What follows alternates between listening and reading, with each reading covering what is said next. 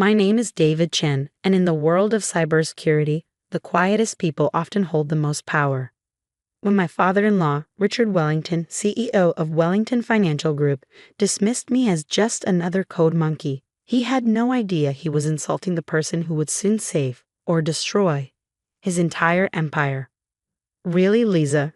Richard sighed during our weekly family dinner at Le Blanc's, his favorite five-star restaurant. When you said you were dating a programmer, I assumed he'd at least be a department head. My wife squeezed my hand under the table.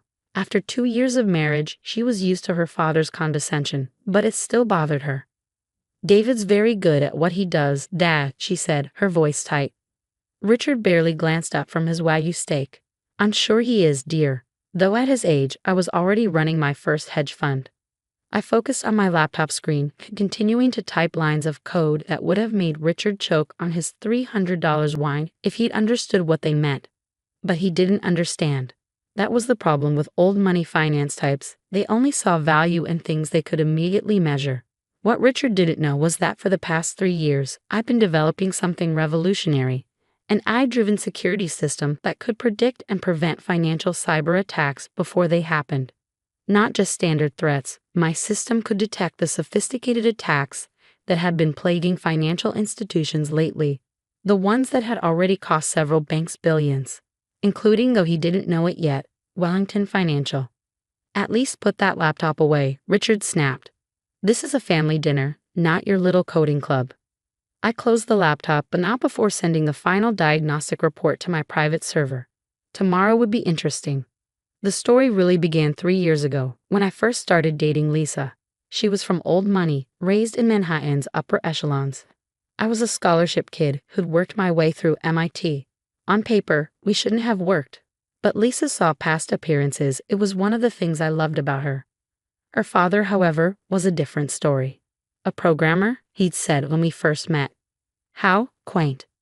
What he didn't know was that I wasn't just any programmer. At MIT, I developed one of the first AI systems capable of predicting market manipulation patterns. The NSA and CIA had both tried to recruit me, but I had bigger plans. I'd seen how vulnerable the financial system was. Major banks were using security systems that were basically antiques, protected only by their complexity and obscurity. It was like safeguarding the world's wealth with a lock that only worked because few people knew how to pick it. I wanted to change that. The first warning signs at Wellington Financial appeared 6 months ago. Small discrepancies in international transfers, tiny delays in trading algorithms, things most people would miss. But I wasn't most people. There's something wrong with your company's security, I tried telling Richard at a family brunch. The patterns I'm seeing. Please, he cut me off with a wave of his hand. We have top-tier security. Our systems are impenetrable. Lisa gave me a sympathetic look. She knew what I really did, knew I wasn't just the simple programmer her father assumed I was. But we'd agreed to keep things quiet until the right moment. That moment was approaching faster than anyone realized. 2 months ago, I detected the first serious breach attempt at Wellington Financial. Someone was testing their defenses, probing for weaknesses. The company's security team missed it completely. I spent nights tracking the attacks, mapping their patterns, using them to refine my own system. Lisa would bring me coffee at 3 a.m., watching as I turned the attackers' methods into learning opportunities for my AI. You should tell Dad, she said one night. His company's at risk. I shook my head. He wouldn't believe me. Not yet. Last week, everything accelerated. The probing attacks became more frequent, more sophisticated. Wellington's stock price started showing microscopic fluctuations, invisible to most, but clear signals to someone who knew what to look for. I called an old friend at the SEC, sharing my concerns anonymously. They launched a quiet investigation. Then yesterday, I received an email from Thomas John, head of security at Global Investment Partners, Wellington's biggest rival. He'd heard rumors about my system, wanted to meet. Your father-in-law's company is about to be hit, he told me over coffee. Hard. Our intelligence suggests a coordinated attack, possibly state-sponsored. They'll breach the trading systems, manipulate transactions, cause chaos. Wellington Financial won't survive. Unless, he smiled, unless they have better protection. We're prepared to offer $50 million for exclusive rights to your security system. I thought about Richard's sneers, his dismissals, his constant belittling of my little coding projects. I'll think about it, I said. That night, during the family dinner, watching Richard mock my career choices while his company stood on the brink of disaster, I made my decision. I excused myself early, citing work deadlines. Richard made some comment about junior programmers and their time management. If he only knew what those extra hours were really for. Back in my home office, I made 3 calls. First, to my lawyers, confirming everything was in place. Second, to my team, brilliant programmers I'd recruited secretly over the past year, each one as underestimated as I had been. Third, to Lisa. It's starting, I told her. Are you sure you're okay with this? Dad needs to learn some humility, she said firmly. Do it. I began the final preparations, knowing that tomorrow morning, Richard Wellington would learn exactly what kind of programmer he had in his family, and exactly what that was worth. The attack began at 9:17 a.m., just as Wellington Financial's trading day started. I sat in my home office, multiple monitors displaying real-time data feeds, watching the sophisticated cyber assault unfold exactly as I predicted. The attackers were good, better than good. They slipped through Wellington's defenses like ghosts through walls. At 9:22 a.m., my phone rang. Lisa. Dad's having an emergency board meeting, she said. The trading systems are going haywire. They can't stop it. I pulled up the Wellington Financial stock price. It was starting to fluctuate wildly as the attackers manipulated trades, creating chaos in the markets. At 9:45 a.m., Richard Wellington finally swallowed his pride and called me. David, he said, his voice strained. Lisa suggested, she said you might be able to help. I smiled at the effort it must have taken him to make that call. I'll be there in 20 minutes. We don't have 20 men. 20 minutes, I repeated firmly. And Richard? When I arrive, you'll need to give me complete system access. No questions asked. The silence on his end was deafening. Fine, he finally managed. I grabbed my laptop and a small external drive. Lisa was waiting by the door. Give him hell, she said, kissing me goodbye. Wellington Financial's offices occupied the top floors of a gleaming Manhattan skyscraper. When I arrived, the place was in chaos. Traders were shouting into phones, tech staff ran between workstations, and the board members looked like they were witnessing a slow-motion car crash. Richard met me at the elevator, his usual imperious manner cracking under stress. The attacks are accelerating, he said, leading me to the main security room. We've lost control of half our trading systems. The SEC is calling. Our stock is in freefall.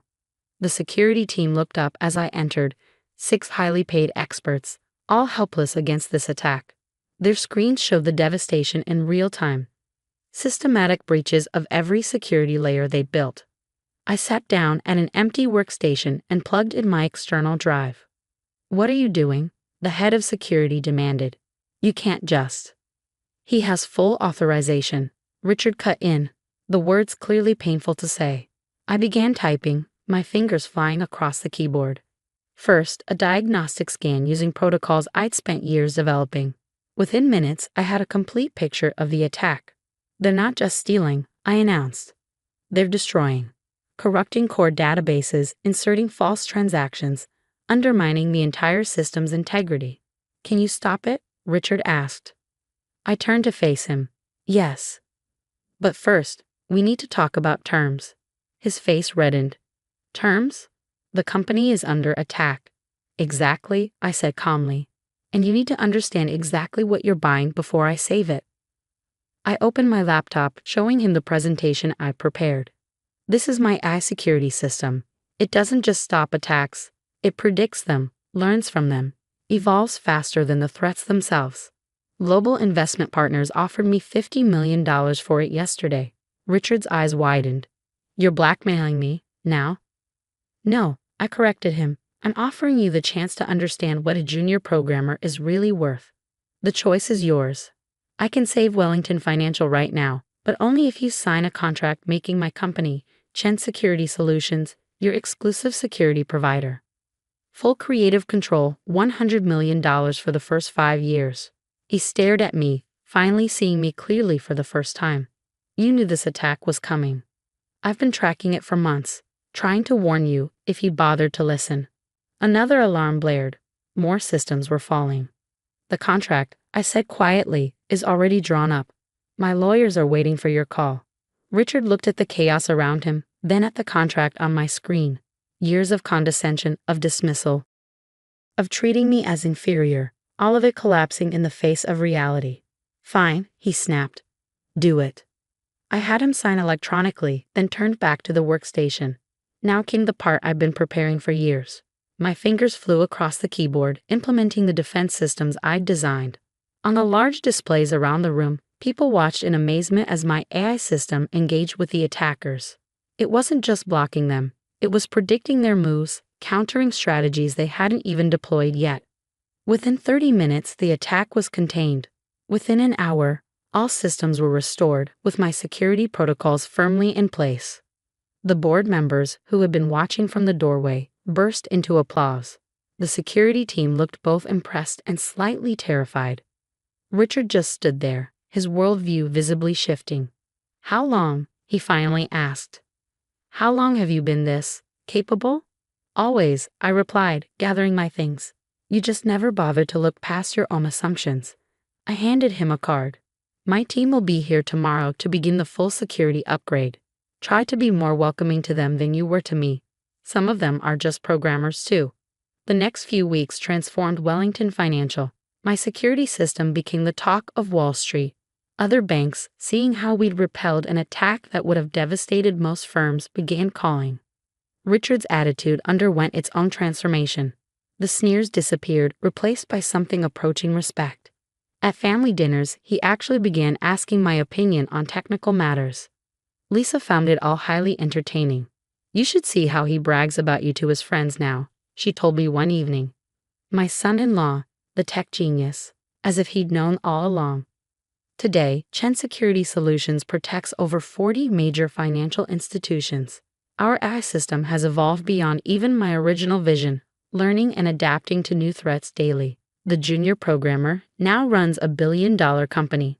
Richard still hosts those weekly family dinners at LeBlanc's. But now, when I bring my laptop, he doesn't complain. Sometimes, he even asks to see what I'm working on. I keep the original contract framed in my office, the one he signed in desperate need, finally recognizing the value of what he'd dismissed for so long. Next to it hangs a note Lisa gave me the day after I saved the company. Sometimes the quietest people have the loudest impact. She was right. In the end, I didn't need to shout my worth from the rooftops. I just needed to wait for the right moment to demonstrate it. Success, like good code, doesn't need to be flashy to be powerful. Richard learned that lesson the hard way. Now, whenever he meets someone new, he's a little slower to judge, a little quicker to look beneath the surface. As for me, I still code late into the night, still work on new ways to protect the financial systems that run our world. But now, when I attend those family dinners, I do it as an equal, not because I proved Richard wrong, but because I proved myself right. Sometimes the best revenge isn't about getting even. It's about rising above, creating something valuable, and letting success speak for itself. The satisfaction isn't in watching others fail. It's in succeeding so completely that they have no choice but to acknowledge what they once dismissed. In the end, the code doesn't care about your background, your family connections, or your social status. It only cares about whether it works. And sometimes, that's the greatest equalizer of all. Last week, I overheard Richard talking to a friend at LeBlanc. Never judge someone by their title, he was saying. You never know, that quiet programmer in the corner might just be the most powerful person in the room. I smiled and kept coding. After all, there are always new threats to predict, new systems to protect, new challenges to overcome. And somewhere out there, another underestimated programmer is writing code that might just change the world.